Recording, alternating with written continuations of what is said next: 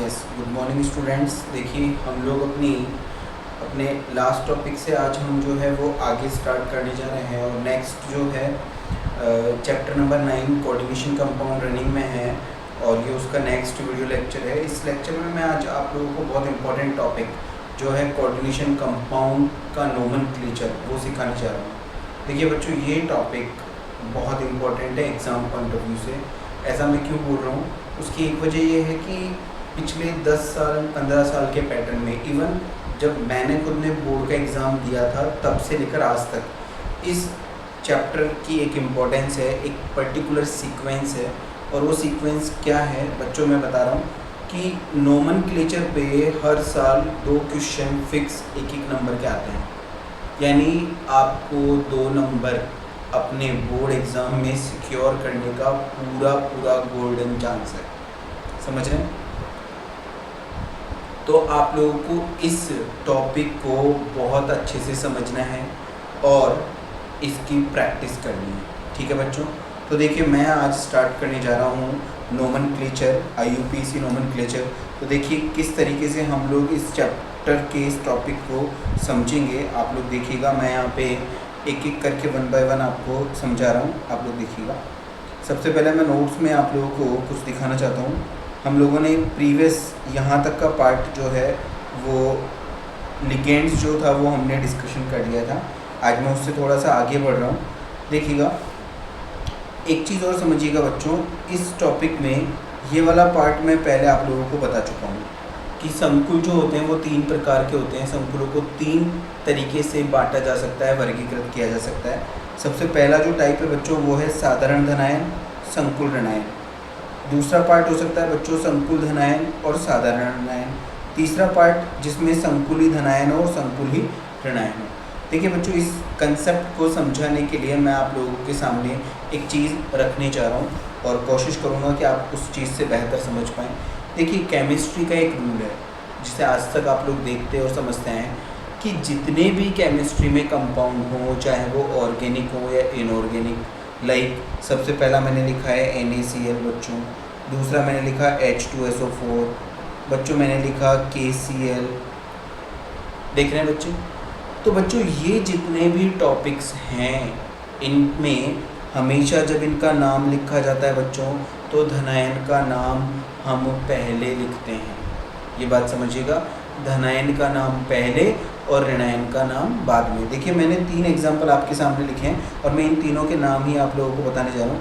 पहले वाले का नाम बच्चों सोडियम क्लोराइड, सोडियम क्लोराइड। तो बच्चों आप देख पा रहे हैं यहाँ पे धनायन का नाम पहले आ रहा है, धनायन पहले, और बच्चों ऋणायन का नाम बाद में आ रहा है। यही मेन बेसिक कंसेप्ट है हमारा, धनायन का नाम हमेशा पहले और ऋणायन का नाम बाद में। बच्चों सेकंड वाला जो मैंने लिखा है इसका नाम है हाइड्रोजन सल्फेट, हाइड्रोजन सल्फेट। ठीक है बच्चों? तीसरे वाला जो है बच्चों इसका नाम है पोटेशियम क्लोराइड, पोटेशियम क्लोराइड। तो बच्चों मैं जो समझाना चाह रहा हूँ उम्मीद करता हूँ आप लोग समझ पा रहे होंगे। जिस प्रकार एक बेसिक रूल क्या है, हमेशा धनायन का नाम पहले, ऋणायन का नाम बाद में। तो बच्चों यहाँ पे भी जब हम कोऑर्डिनेशन कंपाउंड उपसंयोजक यौगिकों का नामकरण करेंगे तो उसमें भी ये रूल फॉलो होगा, हमेशा धनायन का नाम पहले और ऋणायन का नाम बाद में। ठीक है? चाहे वो वर्गीकरण की किसी भी कैटेगरी में आ रहा हो, चाहे वो साधारण धनायन संकुल ऋणायन हो, चाहे वो संकुल धनायन साधारण ऋणायन, या फिर वो संकुली धनायन संकुली ऋणायन हो, तीनों में से किसी भी कैटेगरी का हो। पर बच्चों आप इस बात का नाम हमेशा ध्यान रखिएगा कि पहले धनायन का नाम और बाद में ऋणायन का नाम। बच्चों देखिए रूल्स तो यहाँ लिखे हुए हैं, रूल्स के पीछे मैं नहीं जाऊँगा। कभी एग्ज़ाम में रूल्स फॉलो नहीं किए जाते, रूल्स नहीं आते हैं, मतलब फॉलो करने हैं लेकिन वहाँ पे रूल्स आपसे पूछे नहीं जाते हैं। आप लोगों को ध्यान रखना है वो है प्रैक्टिस। मैं चाहूँगा जैसे जैसे आप प्रैक्टिस करते जाएंगे वैसे वैसे आप इस टॉपिक को सीखते जाएंगे। तो देखिए उससे भी पहले बच्चों एक चीज़ बड़ी इम्पोर्टेंट है, वो है पीरियोडिक टेबल। केमिस्ट्री में आप लोगों को पता है पीरियोडिक टेबल का अपने आप में बड़ा इम्पोर्टेंट रोल है। बिना पीरियोडिक टेबल के केमिस्ट्री में या केमिस्ट्री को समझ पाना बिल्कुल भी इम्पॉसिबल है। इसीलिए बच्चों मैंने 11th क्लास में पीरियोडिक टेबल पर बड़ा फोकस देकर आप लोगों को सब कुछ सिखाया है।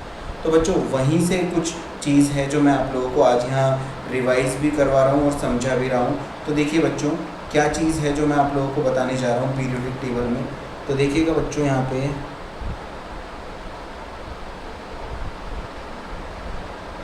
देखिए बच्चों हमारी पीरियोडिक टेबल कुछ इस टाइप की है बच्चों।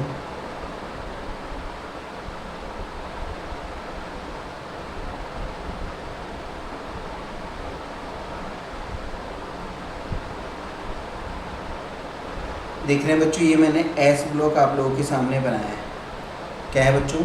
S block. एस ब्लॉक आप लोग जानते हैं, हे, ली, ना, की, रब, से, फरियाद। ठीक है बच्चों। सेकंड, बेटा, मांगे, कार, स्कूटर, बाप, रोए। ये बच्चों मैंने एस ब्लॉक में जो दो हमारे पास कॉलम, दो जो वर्ग होते हैं, मैंने दोनों वर्ग यहाँ बनाए हैं, S1 और S2, क्षार धातुएं और क्षारीय मृदा धातुएं। बच्चों पीरियोडिक टेबल पढ़ाते वक्त मैंने आप लोगों को एक चीज़ बहुत अच्छे से बताई,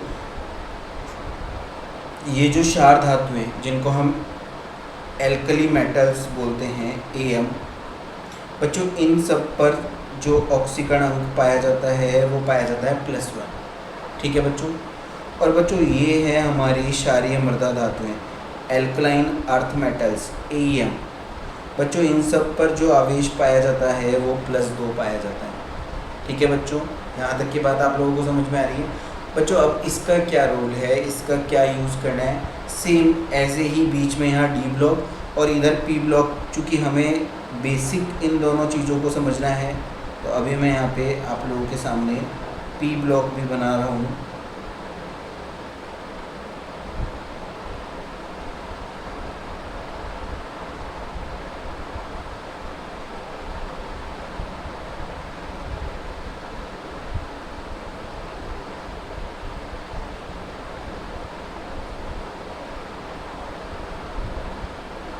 बैंगन, आलू, गाजर इन थैला, कहे सीता जी सुनो प्रभु, न्यूजीलैंड, पाकिस्तान, ऑस्ट्रेलिया सब बिके,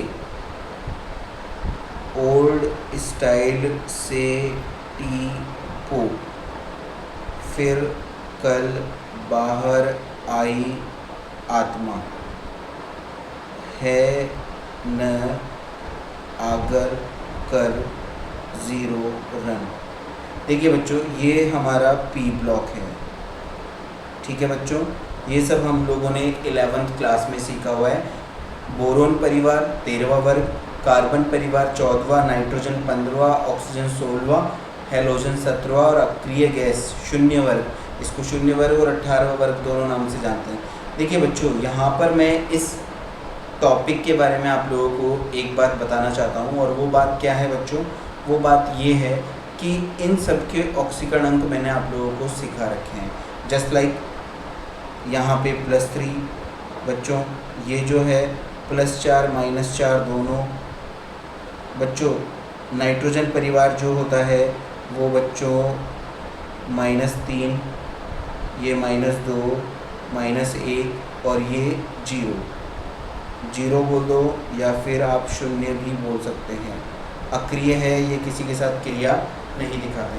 तो बच्चों आप लोगों को यहाँ पे मैं इन 11th के टॉपिक को इसलिए यहाँ पे रिवाइज किया है, आप लोगों को ये नोट्स निकाल कर ऑक्सीकरण अंक ध्यान में रखने हैं। ये 11th का भी आपका एक चैप्टर हम लोगों ने डिस्कशन किया था, ऑक्सीडेशन रिडक्शन, तब भी मैंने ये टॉपिक आप लोगों को बताया था किस तरीके से हम किसी भी परमाणु या किसी यौगिक के अंतर्गत किसी परमाणु का ऑक्सीकरण कैसे निकालते हैं। तो बच्चों यहाँ पर भी जो केंद्रीय धातु परमाणु होगा उसका हम लोग ऑक्सीकरण अंक निकालेंगे। उसके लिए आप लोगों को ये सारणी बहुत अच्छे से आनी ज़रूरी है। ठीक है बच्चों, यहाँ तक की बात समझ में आ रही है? आप ये सारणी को अच्छे से निकाल कर रिवाइज कर लेंगे।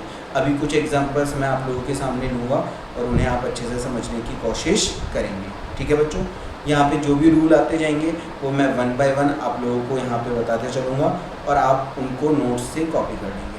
ठीक है बच्चों, ओके सो फाइन। देखिए सबसे पहला रूल जो यहाँ पे लिखा हुआ है, नोट करके लिखा हुआ है बच्चों, मैं आपके सामने उसे डिस्कशन करने जा रहा हूँ, आप लोग देखिएगा बच्चों। सबसे पहला रूल क्या है, अगर ऋणात्मक लिगेंड होगा, अगर, ठीक है मैंने बोला है धनायन और ऋणायन दोनों होंगे, उनमें से अगर ऋणात्मक लिगेंड है, या फिर बच्चों ऐसे ना बोल के जितने भी लिगेंड होते हैं, अभी ऊपर हमने देखा था एक दंतुक लिगेंड की हमने 3 कैटेगरी पीछे पढ़ी है, धनायन, ऋणायन और उदासीन। अब यहाँ पे मेन एक रूल आ रहा है, जितने भी ऋणात्मक लिगेंड होते हैं बच्चों, उनका नाम जब हम लिखेंगे तो उनके नाम में या तो बच्चों आता है ide, like chloride, bromide, iodide, sulphide. ठीक है बच्चों, तो उनके नाम में जो अनुलग्न होता है वो होता है आइड। तो बच्चों एक बात याद रखना, उनके नाम में से आइड हटाकर हम लोग ओ जोड़ेंगे। क्या जोड़ेंगे? ओ। यही रूल यहाँ लिखा हुआ है, आइड हटाकर ओ जोड़ देते हैं। देखिए बच्चों, या तो ऋणात्मक लिगेंड के नाम के पीछे आइड होता है या फिर उसके नाम के पीछे होता है एट, लाइक सल्फेट। या तो आइड होगा या एट होगा, दोनों ही केसेस में आप आइड और एट को हटाकर ओ जोड़ेंगे और ओ लिखकर अनुलग्न के रूप में उसका नाम देंगे। देखिए बच्चों, chloride, chloro, bromide, bromo, iodide, iodo, fluoride, fluoro, sulphate, sulphato. O जोड़ना है बच्चों, समझ में आ रही है मेरी बात? ठीक है, यहाँ पर पहला कंसेप्ट आप समझ गए होंगे, जो मैंने अभी आप लोगों को बोला वो चीज़ भी यहाँ पे लिखी हुई है कि हमेशा धनायन का नाम पहले और ऋणायन का नाम बाद में। देखिए बच्चों, मैं मेरा पहला एग्जांपल यहाँ पे K4FeCN6, ये बड़ा पॉपुलर चीज़ है जो काफ़ी बार यहाँ आ चुका है, उसी को यहाँ पे लेकर आप लोगों को बता रहा हूँ। ठीक है बच्चों, देखिएगा।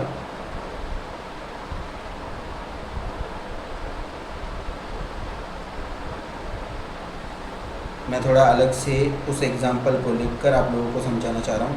K4FeCN6। देखिए बच्चों, जो मैंने पीरियोडिक टेबल का आपको अभी यूज़ बताया, उसका यूज़ आपको कहाँ करना है, किस तरीके से करना है। तो बच्चों इसमें आप देख पा रहे हो प्रीवियस लेक्चर के अकॉर्डिंग आगे आ रहा है साधारण धनायन है, और जो पूरा पीछे आ रहा है वो संकुल ऋणायन है।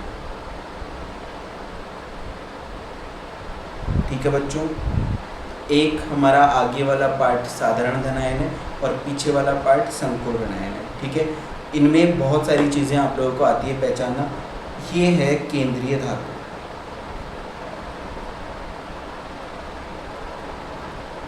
बच्चों हमें जो ऑक्सीकरण अंक निकालना होगा वो इसी केंद्रीय धातु का निकालना होगा, और उसके बाद जो भी ऑक्सीकरण अंक आएगा उसे रोमन अंकों में हमें लिखना है, सामान्य संख्या के रूप में नहीं लिखना। ये रोमन संख्या आप जानते होंगे, रोमन में जो 1 होता है बच्चों उसको इस तरीके से, 2 को बच्चों इस तरीके से, 3 को बच्चों इस तरीके से, और 4 को बच्चों रोमन संख्या में कुछ इस तरीके से लिखा जाता है, याद रखिएगा।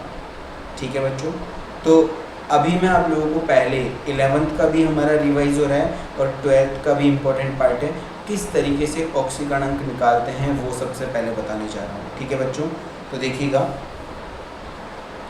इसी एग्जाम्पल में हम लोग ऑक्सीडेशन नंबर कैसे निकालेंगे। यहाँ पे देखिएगा बच्चों, 4 K है, तो मैंने 4 और K प्लस, पोटेशियम 4 है तो प्लस का निशान लगा दिया मैंने। फिर Fe कितने हैं, एक ही है, 1 Fe ब्रैकेट में प्लस 6 Cn ब्रैकेट में Cn। क्या इस पूरे यौगिक पर बच्चों कोई चार्ज दिख रहा है आपको? कोई अगर आवेश नहीं है तो वो उदासीन है। उदासीन का मतलब उस पर शून्य आवेश है। तो बेटा अगर कोई चार्ज नहीं है इसके ऊपर तो मैंने 0 लिख दिया। अब आप कहोगे कि सर फिर कैसे पता चलेगा कोई चार्ज है? अगर बच्चों यहाँ पे जैसे समझिएगा, यहाँ प्लस का 1 2 3 कुछ भी लिखा होता, या फिर माइनस का कुछ भी लिखा होता, तो बच्चों मैं जो यहाँ लिखा होता उसी संख्या को मैं यहाँ पर लिखता।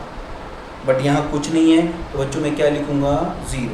ये बात याद रखिएगा, समझिएगा कि जब कुछ नहीं होगा तो मैं क्या लिख दूँगा, 0। समझ में आ रहा है बच्चों? इस तरीके से मैंने सबको लिख लिया। अब बच्चों जो अभी सारणी मैंने आप लोगों को बताई, उस सारणी की हेल्प से आप खुद सोचिए पोटेशियम जहाँ है वो कौन से, वो क्षार धातुओं में आता है, हेलिना की रब से फरियाद, और क्षार धातुओं पर +1 आवेश है। आप ऊपर से देखिए, ये रहा पोटेशियम, और जो मैंने बात बोली वो ये रही +1। तो मैंने यहाँ नीचे बेटा के की जगह मैंने लिख दिया +1, प्लस जिसका निकालना है Fe का निकालना है तो उसको x मानेंगे, और चूँकि आप लोग जानते हैं इसका नाम CN साइनाइड माइनस, तो बेटा इस पर पाया जाता है -1 = 0। देखिए ये topic exam point of view से बहुत इंपॉर्टेंट है। जिन भी बच्चों को डाउट है वो व्हाट्सएप ग्रुप में ज़रूर मेरे से पूछें, आज ही पूछें, कंसल्ट करें, एक बार नहीं 10 बार पूछें।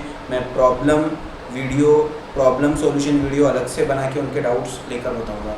बट ये समझना, ये चैप्टर, ये टॉपिक बहुत इंपॉर्टेंट है। ठीक है बच्चों, मैंने के की जगह लिखा है +1, Fe का निकालना है x, Cn की जगह लिखा -1। ओपन कर लीजिए, प्लस का 4 प्लस का x माइनस का 6 = 0, x -2 = 0। अगर मैं इस -2 का पक्षांतरण करूँगा तो बच्चों ये उधर जाके हो जाएगा +2। तो बच्चों Fe का ऑक्सीकरण अंक आ चुका +2। 2 को बच्चों रोमन संख्या में इस तरीके से लिखेंगे। तो जब भी मैं फेरस या Fe के बारे में लिखूँगा तो उसकी ऑक्सीकरण अंक उसके साथ लिखूँगा, और वो कितना आएगा बच्चों, +2। यही चीज़ मैंने नोट्स में इस तरीके से सॉल्व की हुई है, आप देखिएगा, समझिएगा। ये रहा, देखिए मैंने इसी तरीके से लिखा है, इसी तरीके से वैल्यूज़ पुट किए, इसी तरीके से सॉल्व करके मैंने इसका ऑक्सीकरण अंक +2 निकाला है, जिसको रोमन में इस तरीके से मैं लिखूँगा। ठीक है बच्चों, रोमन संख्या में लिखते हैं। धातु परमाणु के साथ परिवर्तन करते हैं संकुल ऋणायन होने पर ही। अब एक बात हमेशा याद रखिएगा, अगर संकुल ऋणायन है, फिर से समझिएगा, मैंने 3 प्रकार के वर्गीकरण बताए थे, साधारण धनायन, संकुल ऋणायन, संकुल धनायन, साधारण ऋणायन। तो अब मैं बात करने जा रहा हूँ, अगर संकुल ऋणायन है, अगर संकुल ऋणायन है तो बच्चों धातु के नाम में परिवर्तन करेंगे। अब वो परिवर्तन क्या होता है, देखिए बच्चों, अगर धातु Fe है तो Fe का नाम होता है फेरस। आप क्या लिखेंगे, जब कभी भी संकुल ऋणायन होता है तो धातु के नाम में 8 जुड़ता है। क्या जुड़ता है बच्चों, 8। लाइक फेरस की जगह आप लिखेंगे फेरेट, अगर जिंक है तो जिंकेट, एल्यूमिनियम है तो एल्यूमिनेट, समझ रहे हैं बच्चों, प्लेटिनम है तो प्लेटिनेट, कोबाल्ट है तो कोबाल्टेट। ऐसा नोट्स में आगे यहाँ पर लिखा हुआ है, आप देख सकते हैं, जो मैंने बोला वो यहाँ लिखा हुआ है। अगर संकुल ऋणायन है तो धातु के नाम में 8 जोड़ा जाता है। लाइक जिंक है तो जिंकेट, कॉपर है तो क्यूपरेट, कोबाल्ट है तो कोबाल्टेट, प्लेटिनम है तो प्लेटिनेट, फेरस है तो फेरेट, अर्जेंटम चांदी है तो अर्जेंटेट। ठीक है बच्चों, यहाँ पर एक बात और बोली है, इसको ध्यान से समझिएगा, ये इम्पोर्टेंट है। Fe के 2 नाम होते हैं, Fe को आयरन भी बोलते हैं और Fe को फेरस भी बोलते हैं। जब कभी भी संकुल ऋणायन होगा बच्चों, जब कभी भी संकुल ऋणायन होगा तो इसे बोला जाएगा फेरेट। अभी प्रीवियस भी यही बोला, लेकिन बच्चों एक चीज़ और याद रखिएगा, अगर ये संकुल धनायन के रूप में यूज हो रहा है, संकुल धनायन के रूप में अगर ये यूज हो रहा है तो बच्चों इसका नाम लिखेंगे आयरन। ये थोड़ा ध्यान में रखने वाली बात होगी, गलती नहीं करेंगे, गलती की कोई गुंजाइश नहीं है। ठीक है बच्चों, ये बात ध्यान रखिएगा। अब देखिए पीछे चलता हूँ मैं अपने एग्जाम्पल पे, अगर मुझे इसका नाम देना है तो मैं किस तरीके से इसका नाम दूंगा, देखिएगा। अब यहाँ पे रूल बाय रूल चलता हूँ, जो भी साधारण परमाणु होता है उसकी संख्या का उल्लेख नहीं किया जाता। लाइक इस एग्जाम्पल में K4 लिखा हुआ है बच्चों, क्या लिखा हुआ है, K4। फिर से लिख रहा हूँ, K4 FeCN6। बच्चों यहाँ K4 है, 4 है, अब जानते हैं 4 के लिए नॉर्मली हमारे पास रूल होता है, 1 को बोलते हैं मोनो, 2 को डाई, 3 को ट्राई, 4 को टेट्रा। अब अकॉर्डिंग टू बेसिक रूल जो हम पीछे आज तक पढ़ते हैं, उस बेसिक रूल को देखते हुए बच्चों इसका नाम होना चाहिए था टेट्रा पोटेशियम, 4 के लिए टेट्रा। बट मैंने फिर से बोला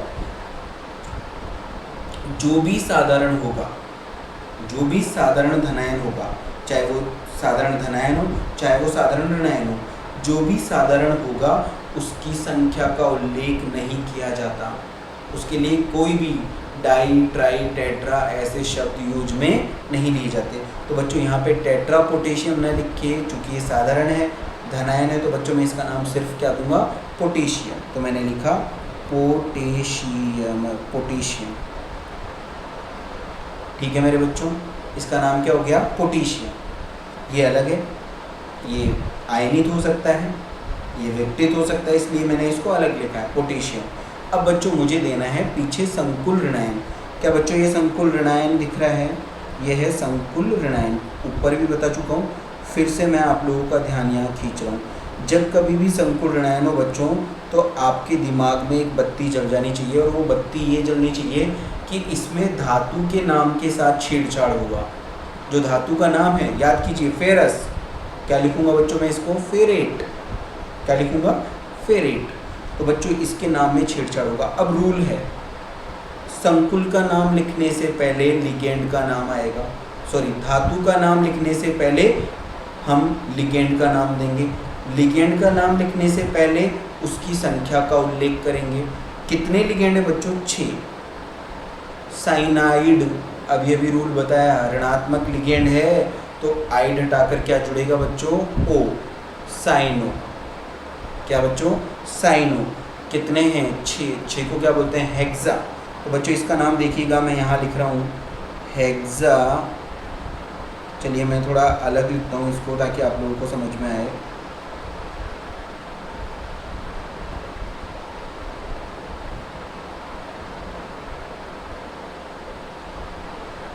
हेक्सा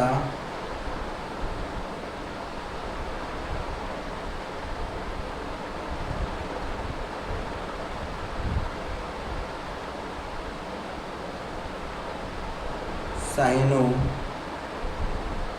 फेरेट। बेटा पूरे पे मैंने एक लाइन खींची है क्योंकि ये पूरा एक है, टूटता नहीं है। यही तो शुरू से डेफिनेशन पढ़ रहे हैं, ये विघटित नहीं होता। तो एक बात आप भी याद रखिएगा, नाम एक सीध में लिखना है, एक साथ लिखना है। और जो संकुल हो, ये वाला पार्ट संकुल है, संकुल का नाम मैंने एक साथ लिखा है। इसको बोलते हैं बेटा माथा बंदनी। जो हम ऊपर लाइन खींचते हैं, किसी भी नाम को, अक्षर को लिख के उसके ऊपर एक लाइन खींची जाती है जिसको बोलते हैं माथा बंदनी। तो बेटा माथा बंदनी पूरे पे एक साथ आ रही है, हेक्सासाइनोफेरेट। याद कीजिए, रूल बताया था, धातु के नाम के पीछे उसके ऑक्सीकरण अंक लिखते हैं। अभी कितना आया था इसका ऑक्सीकरण अंक, 2। तो बेटा रोमन संख्या में यहाँ लिख देंगे सेकेंड। ये हो गया इसका नाम। इसी बात का बच्चों आप लोगों को बोर्ड परीक्षा में 1 नंबर मिल जाता है, सिर्फ इतना सा। और ये आप लोगों को प्रैक्टिस से आएगा। समझ पा रहे हैं? ऐसे 2 क्वेश्चन कंपलसरी हर साल बोर्ड एग्जाम में आते हैं, तो इस पर विशेष ध्यान देंगे। ये पहला एग्जाम्पल है बच्चों। मैं एक एग्जाम्पल और आप लोगों के सामने जो नोट्स में दिया हुआ है वही लिख के बता रहा हूँ, देखिएगा। ये देखिए, PTNH3 का होल 4 Cl2 ब्रैकेट में है, फिर ब्रैकेट से बाहर है Br। ठीक है बच्चों, देखिएगा। अब यहाँ पे मैं आप लोगों को इसी के बारे में बता देता हूँ।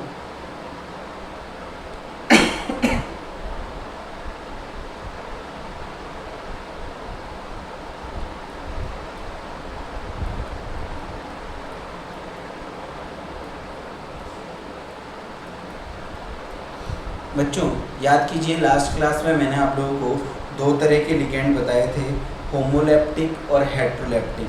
तो सोच के बताइए ये वाला कौन से टाइप का लिगेंड है, बताइए बच्चों। ये वाला है हेट्रोलैप्टिक।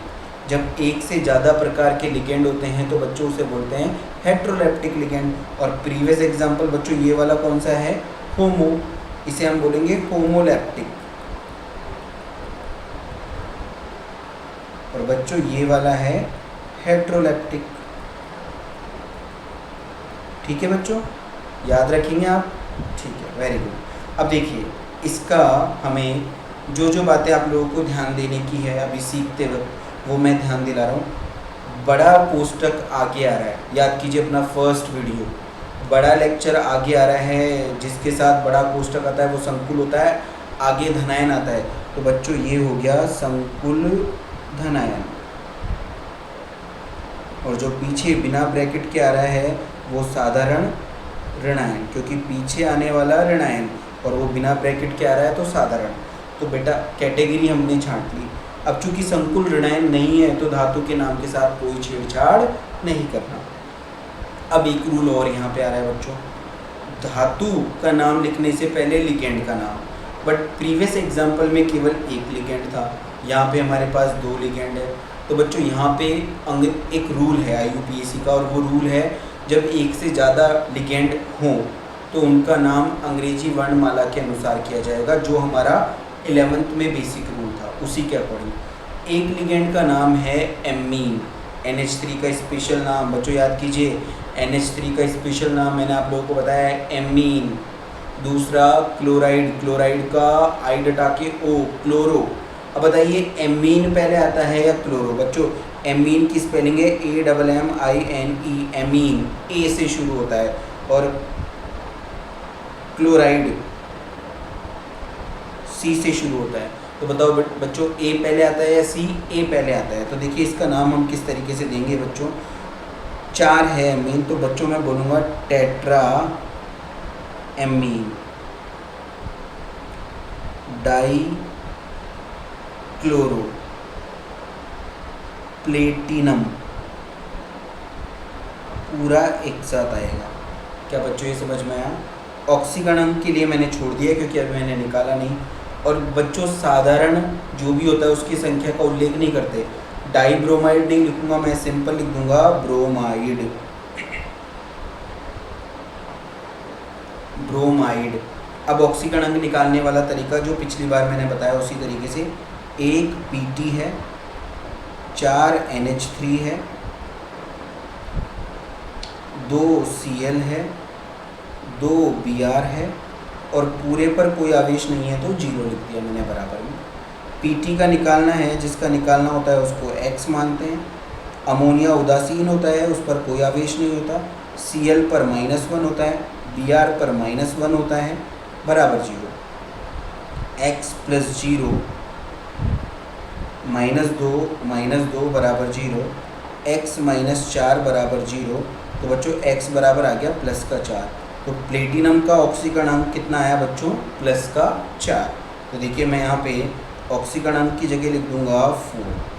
क्या बच्चों ये नाम आप लोगों को समझ में आया? देखिए मैं लेक्चर को ज़्यादा लंबा नहीं लेकर जा रहा हूँ, थोड़ा सा टिपिकल टॉपिक है, थोड़ा सा हार्ड टॉपिक है। तो मैं चाहूँगा इसके जितने भी रूल्स हैं आप बुक की हेल्प लीजिए, आप नोट्स की हेल्प लीजिए, और पहले रूल्स को अच्छे से रीड आउट कीजिए।